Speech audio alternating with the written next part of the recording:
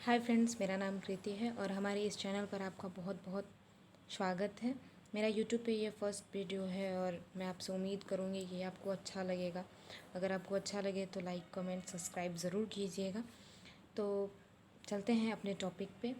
तो आज class 12th का हम लोग मैट्रिक्स पढ़ेंगे। तो आइए देखते हैं।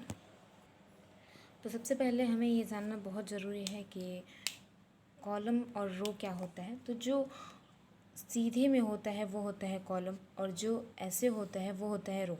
मतलब ये जो लाइन ऐसे लाइन जो जाती है वो रो होता है और ये कॉलम होता है। अगर आप इतना जानेंगे तो आव्यूह लगाना हमारे लिए बहुत ही मुश्किल नहीं होगा, तो कह सकते हैं। तो चलिए बताते हैं। सबसे पहले क्वेश्चन फर्स्ट है, तो इसमें पूछा है आव्यूह की कोटि। तो आव्यूह की कोटि ज्ञात करने के लिए होता है फॉर्मूला होता है कॉलम गुणे रो। तो सबसे पहले हम इसमें आव्यूह की कोटि पूछ रहा है, तो आव्यूह की कोटि जहाँ भी पूछे तो सबसे पहले हम इसमें देखेंगे कि कॉलम कितना है। तो कॉलम हमारा है 1 2 3, तो 3 हो गया। और रो कितना है 1 2 3 4, तो 4। तो ये हो गया आंसर। तो 3 गुणे 4 आंसर हो गया। सेकेंड नंबर हमारा क्वेश्चन पूछ रहा है अवयव की संख्या। तो जो अवयव की जो संख्या पूछेगा, तो जो आव्यूह में जितना भी ये मान दिया होगा वो हमारा होगा अवयव।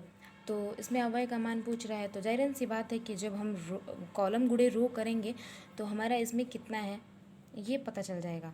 तो 1 2 3 कॉलम है, तो 3 गुणे 4, तो 3 गुणे 4 इज इक्वल टू क्या हो जाएगा 12। तो 12 हमारा अवयव की संख्या हो जाएगा।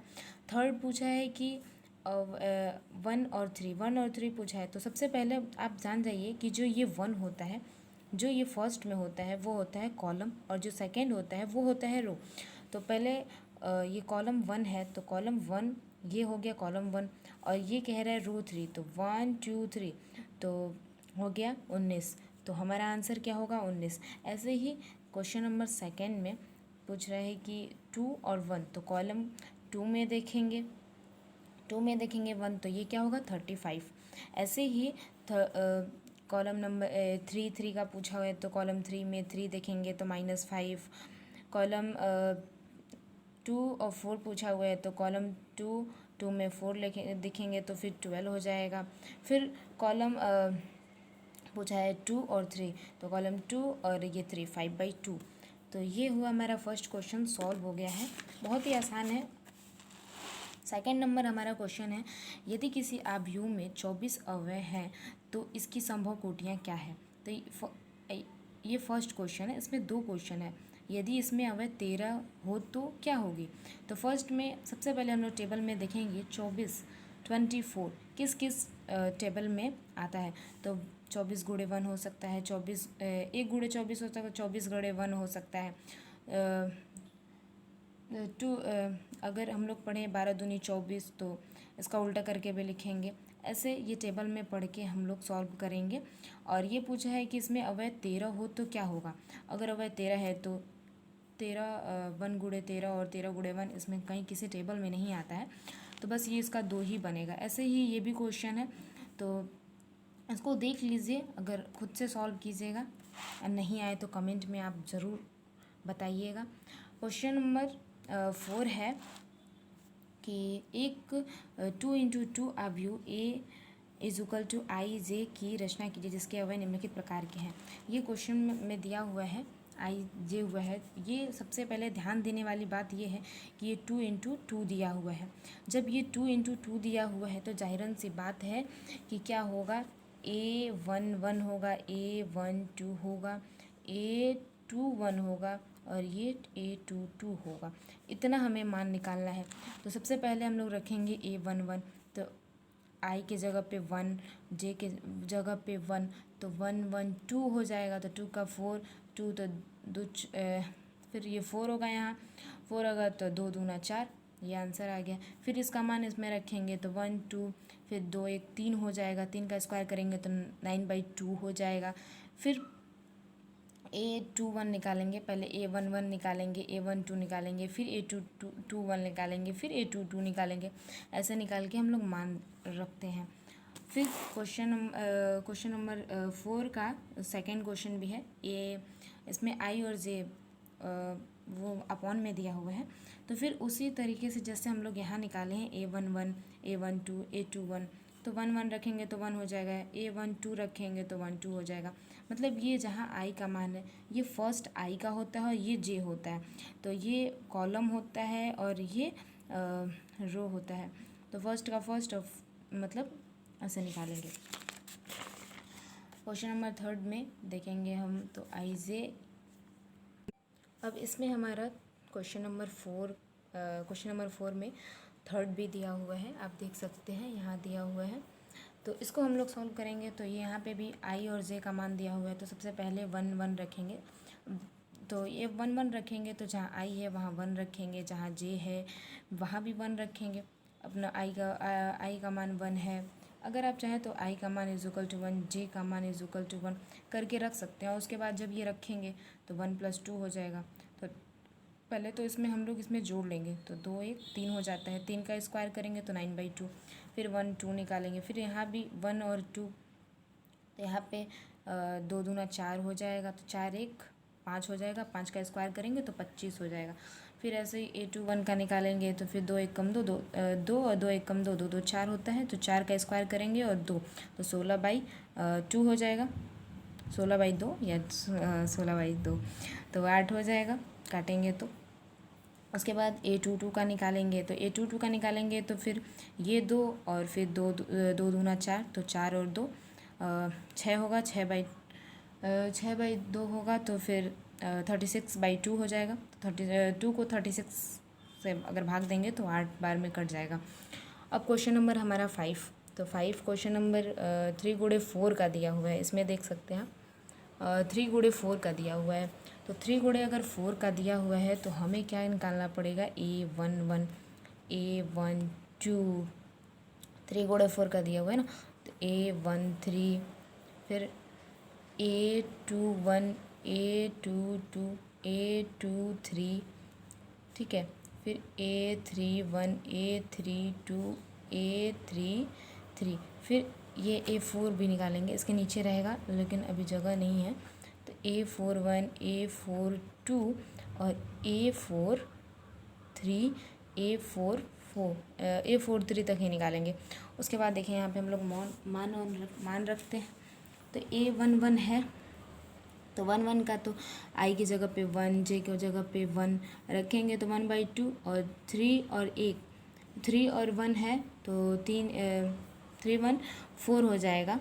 अगर ये कॉलम में जैसे माइनस है तो ये मॉड होता है, कॉलम नहीं सॉरी मॉड होता है। तो जो मॉड से हम लोग निकालते हैं तो माइनस हो प्लस हो, फिर भी वो प्लस ही होता है। अगर माइनस में है तो भी प्लस ही होता है, अब प्लस में होगा तो प्लस होगा ही। तो फिर ये हो जाएगा, यहाँ 2 हो जाएगा, 3 में से 1 जाएगा तो 2 बच जाएगा, तो ये 1 हो जाएगा। फिर ऐसे ही हम लोग यहाँ रखेंगे, तो ये 1 ये आई का मान हो गया, ये जे का मान हो गया। तो फिर ये यहाँ पे आई का मान रखें, यहाँ पे जे का मान रखें, फिर -3 + 2, तो जब हम लोग इसका माइनस करेंगे तो 1 हो जाएगा। 3 में से 2 जाएगा तो 1 बच जाएगा, तो 1/2 हो जाएगा। फिर A13 है, तो इसमें भी उसका मान रखेंगे। जब मान रखेंगे तो -3 + 3 0 हो जाएगा ना, तो 1/2 हो गया। फिर A21 है, तो फिर 1/2 है, तो इसके जगह पे इसका मान रखेंगे। जब इसका मान रखेंगे तो -6 + 1, तो ये 5 हो जाएगा, तो 5/2 हो जाएगा। ऐसे ही हमारा ऐसे निकालते जाएंगे। जैसे यहाँ पे A22 निकाले हैं, तो -3 गुणे 2 हो गया है, तो फिर यहाँ पे -6 + 2 हो जाएगा। ऐसे ही मान निकालेंगे, 2 3 का निकालेंगे, फिर 2 4 का निकालेंगे, फिर 3 1 का निकालेंगे। ऐसे 3/2 1, ऐसे आप आसानी से निकाल सकते हैं, बताने की ज़रूरत नहीं है। तो फिर ये A3/3 2 A33, तो इसका सारा मान निकाले हैं, तो 5/2 तक आंसर आएगा। क्वेश्चन नंबर 6 है, उम्मीद करूँगी कि वो आपको समझ में आया होगा। क्वेश्चन नंबर 6 है, तो क्वेश्चन नंबर 6 में आप देख सकते हैं कि फर्स्ट क्वेश्चन ये है। तो इसमें ज़्यादा कुछ करना नहीं पड़ता है। जैसे XYZ का मान पूछ रहा है, तो जब XYZ का मान पूछ रहा है तो सबसे पहले ये एग्ज़ाम में बहुत आता है, इस पर ध्यान रखिएगा। मतलब इसे लगा के ही सॉल्व करके ही जाइएगा। जैसे यहाँ पे y दिया हुआ है, यहाँ पे x दिया हुआ है, तो x = ये जो इसके सामने ये वाला रहेगा वो होगा इसका मान, तो x = 1 हो जाएगा। y के सामने क्या है, 4 है, 4 लिख देंगे। ऐसे ही मतलब जो इसके मतलब सामने में रहेगा, जैसे फर्स्ट कॉलम में ये भी है, फर्स्ट कॉलम में ये भी है, तो जब एक्स का मान फर्स्ट में फर्स्ट आ गया तो ऐसे आंसर निकालते, ठीक है। अब क्वेश्चन नंबर सेकंड देखेंगे तो x plus y is equal to क्या दिया हुआ है, 6 दिया हुआ है, वाई प्लस जेड, इसका क्या समीकरण निकालेंगे, समीकरण नंबर 1 करेंगे, समीकरण नंबर 2 करेंगे, 5 plus Z is equal to क्या हो गया 5, x Y is equal to 8 दिया हुआ है। तो अगर हम इसे निकालें 5 plus Z is equal to 5, तो पहले तो जो आसानी से मान निकल जाता है उसे हम निकाल देते हैं। तो 5 plus Z is equal to 5 दिया हुआ है, तो 5 प्लस जेड, तो जेड इज इक्वल टू क्या हो जाएगा 0।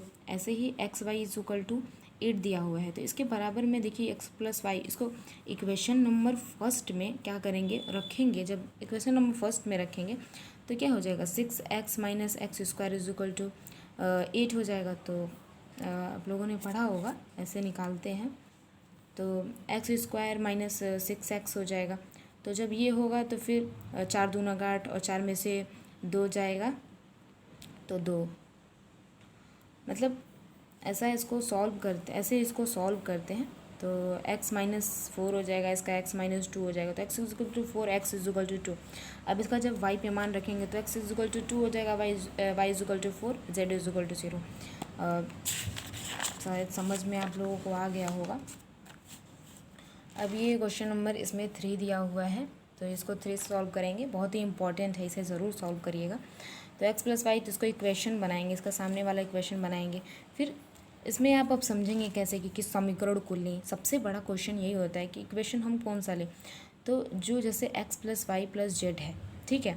तो इसमें भी देखिए इसमें सेम कौन सा मिल रहा है, तो इसमें भी वाई जेड है, इसमें भी वाई जेड है, तो और इसमें भी एक्स जेड है। तो हम लोग अगर इन दोनों को जोड़ें तो क्या होगा, ये इसका मान निकल जाएगा। तो x के सामने x का मान रख दीजिए, y इसमें नहीं है तो y हमें छोड़ के z है तो z रखेंगे, 9 और 5 है तो 9 और 5 रखेंगे। तो अगर हम सॉल्व करेंगे तो ये वाला कट जाएगा, तो y बचेगा, तो y इज इक्वल टू कितना हो जाएगा 4 हो जाएगा, ये z कट जाएगा। तो तो ये हो गया y इज इक्वल टू 4 निकल गया। जब y इज इक्वल टू 4 निकल गया तो इसमें हम लोग अगर मान रख दें तो ये z का भी मान आ जाएगा। तो y इज इक्वल टू 4 है, तो y में हम लोगों ने मान रख दिया, y इज इक्वल टू का y का मान 4 आया था तो 4 रखें, z का मान ऐसे ही रखें, z का मान निकालना है तो 7 ये इज इक्वल टू 7 दिया हुआ है तो रखेंगे। तो z इज इक्वल टू इधर जब आएगा तो 7 माइनस 4 हो जाएगा, तो z इज इक्वल टू 3 हो जाएगा। ऐसे ही रखेंगे x प्लस जेड में, तो इसका मान निकल जाएगा, तो x इज इक्वल टू 2 मान निकल जाएगा। जैसे x इज इक्वल टू 3 अगर इधर आएगा ये तो माइनस 5 हो जाएगा, x इज इक्वल टू 2, इसका आंसर हो गया। क्वेश्चन नंबर 7 है a माइनस बी, देखिए यहाँ दिया हुआ है, तो ये दिया हुआ है, तो इसको सॉल्व करने के लिए जैसे देखिए, तो फिर इसमें भी इक्वेशन बनाएंगे। हर जगह इक्वेशन बनाना बहुत ज़रूरी है। जब इक्वेशन बनाएंगे तो पता चलेगा कि हमें एक्स में कहाँ प्लस करना है, कहाँ माइनस करना है, किस समीकरण को किससे क्या करना है, जब आप करेंगे तो आ जाएगा। तो समीकरण नंबर 1 जैसे दिया हुआ है और समीकरण नंबर 3, ये समीकरण नंबर 3 है, तो इसमें भी ए बी दिया हुआ है, इसमें भी ए बी दिया हुआ है। जब हम इसे सॉल्व करेंगे तो ए और ये 2a है, ठीक है। तो जब ये यहाँ जैसे प्लस होता है तो ये माइनस होता है, सॉरी ये मिस्टेक है, लग नहीं रहा है, तो ये माइनस हो जाएगा। ये जब माइनस करेंगे तो ए इज इक्वल टू कितना हो जाएगा, ये 1 हो जाएगा। ए इज इक्वल टू 1 जब निकल गया है, इसमें दिया हुआ है 2a प्लस सी, तो जब दिया हुआ है ए का मान हम लोग निकाले हैं 1 प्लस सी, तो 2 प्लस सी, ये 2 गुणे 2, 2 गुणे 1 तो 2 हो जाएगा, ये सी हो जाएगा 5 हो जाएगा, तो सी इज इक्वल टू 5 माइनस 2, तो सी इज इक्वल टू 3 हो जाएगा। ऐसे ही 3c प्लस डी, क्योंकि ए बी सी डी सबका मान निकालना है, तो जब एक मान निकल जाएगा तो मान रख के हम लोग बहुत आसानी से निकाल सकते हैं। तो यहाँ पे भी मान भी दिया हुआ है, तो सी का मान हम लोग निकाले हैं 3, तो यहाँ पे जब रखेंगे तो d is equal to 13 minus 9 हो जाएगा, तो डी इज इक्वल टू क्या हो जाएगा 4 हो जाएगा। तो बी का मान निकालना है, तो बी का मान निकालना है जब, तो बी का भी मान रखने के लिए यहाँ पे दिया हुआ है, समीकरण दिया हुआ है, तो ये माइनस बी जब निकालेंगे तो बी इज इक्वल टू 2 हो जाएगा। ए का मान 1 था, माइनस बी का मान निकालना है और -1, तो बी इज इक्वल टू की जगह 1 + 1, तो बी इज इक्वल टू 2 हो जाएगा। शायद आपको समझ में आया होगा, नहीं आया होगा तो कमेंट में ज़रूर बताइएगा, मैं कोशिश करूँगी फिर से। क्वेश्चन नंबर 8 है, तो इसमें लिखा हुआ है, देखिए इस पर दिया हुआ है mn एक वर्ग अवयव है यदि, तो जब इसमें आपको पता ही होगा, जब एक वर्ग आव्यूह में स्तंभों की संख्या जो होती है पंक्तियों के बराबर होती है, जो पंक्तियाँ होती हैं तो वो बराबर होती है, तो इसके हिसाब से सी सही होगा, m=n, सी सही होगा। क्वेश्चन नंबर 9 है एक्स वाई, क्वेश्चन नंबर 9 यहाँ दिया हुआ है, ये दिया हुआ है, इसमें पूछ रहा है कौन सा सही है।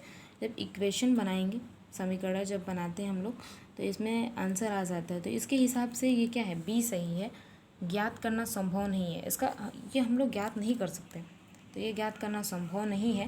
क्वेश्चन नंबर 10 है, तो 3 × 3 कोटि के ऐसे आव्यूह कुल कितनी संख्याएं होंगी, तो जब 3 × 3 है तो 9 होगा, तो इसके हिसाब से हमारा डी 512 आंसर बहुत ही सही होगा, मतलब सही होगा।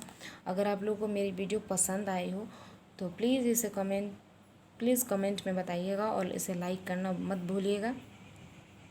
मैं